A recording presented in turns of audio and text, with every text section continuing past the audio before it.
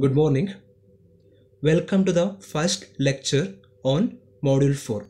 So in this module, I'm going to discuss about what is infinite series and power series solutions and few concepts based on the infinite series and power series solution.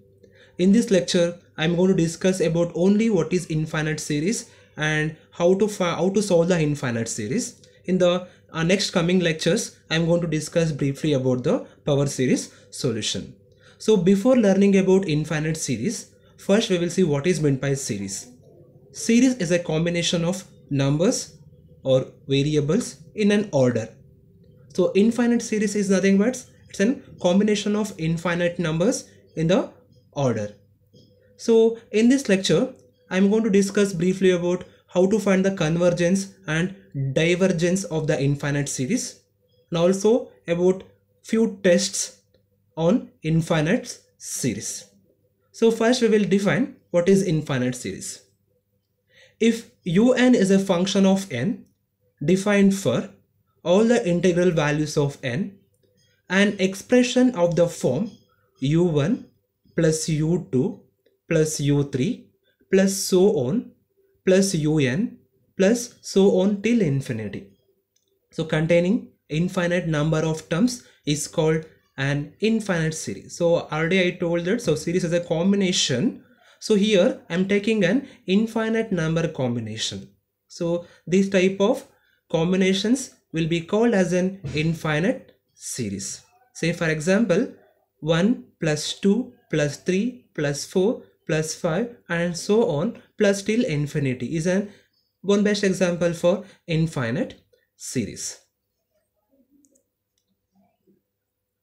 So the infinite series is usually denoted by summation n from 1 to infinity un, or simply we can call summation un also. So where this un is called nth term or general term of the infinite series.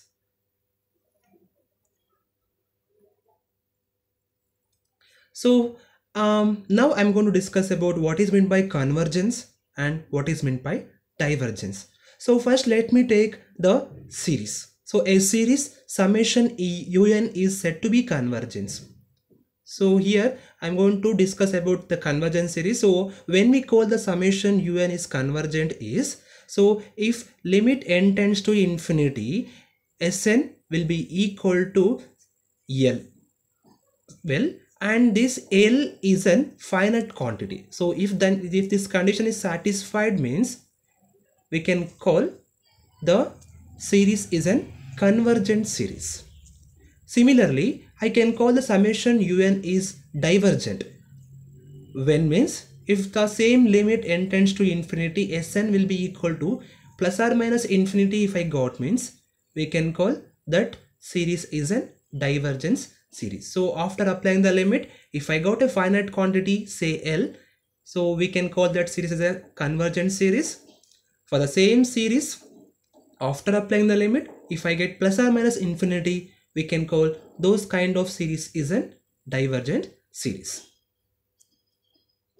So to test the convergence of the positive terms, mainly we have two tests here. The first one is Cauchy's root test and D'Alembert's ratio test. So in this lecture, I am going to discuss how to apply Cauchy's root test and D'Alembert's ratio test. In the next lectures only, I am going to take the examples related to Cauchy's root test and D'Alembert's ratio test. So first we will see how to apply the Cauchy's root test. So Cauchy's root test. So if summation un is a series of positive terms. So I'm taking one series here and that series is a series of only positive terms. And now applying the limit n tends to infinity with the nth term of the series un I'm taking here with whole power 1 by n should be finite here. Okay, applying the limit n tends to infinity for the general term of the series un with whole power 1 by n should be equal to L. And here we can call this series is convergent if the value of L is less than 1. So if the value of L is less than 1 means, so obviously we can conclude the summation un is convergent in Cauchy's root test. Similarly, if the same value is greater than 1 we got means, we can conclude that that particular series is an divergent series. Suppose if we got the value of the L will be equal to 1, we can conclude that the Cauchy's root test will be failed here. So while solving the problem, we have to note few points here. So to simplify some standard functions, we have to use these three formulas here.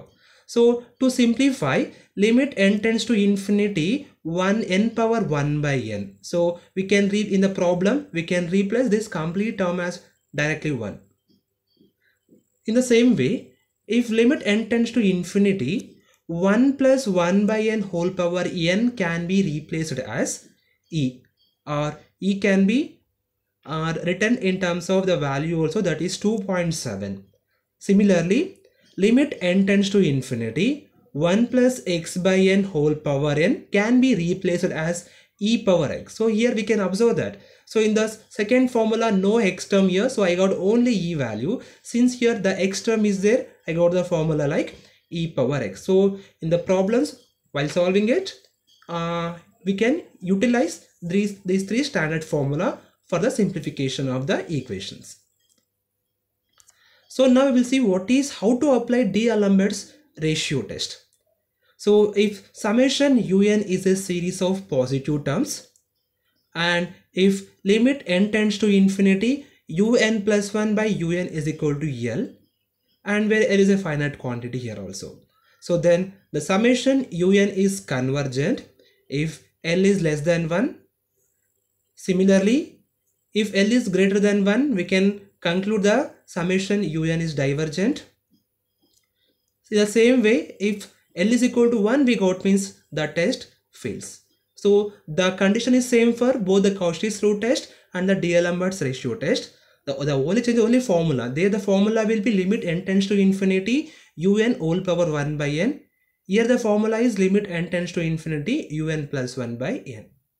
So the thing is how to identify for the which problem we have to apply Cauchy's root test, and for the which problem we have to apply the D'Alembert's ratio test. So if the problem contains the terms like factorials in the denominator, so easily we can go for the D'Alembert's ratio test. If the same function having the powers of n, so if the function having powers of n like 1 by 2 whole power n, 1 by n whole power n, so like that problems is there means directly we can apply the Cauchy's root test. So in the next lectures and all, I'm going to discuss briefly about Cauchy's root test and D'Alembert's ratio test, and also few examples related to the Cauchy's root test and D'Alembert's ratio test. Thank you.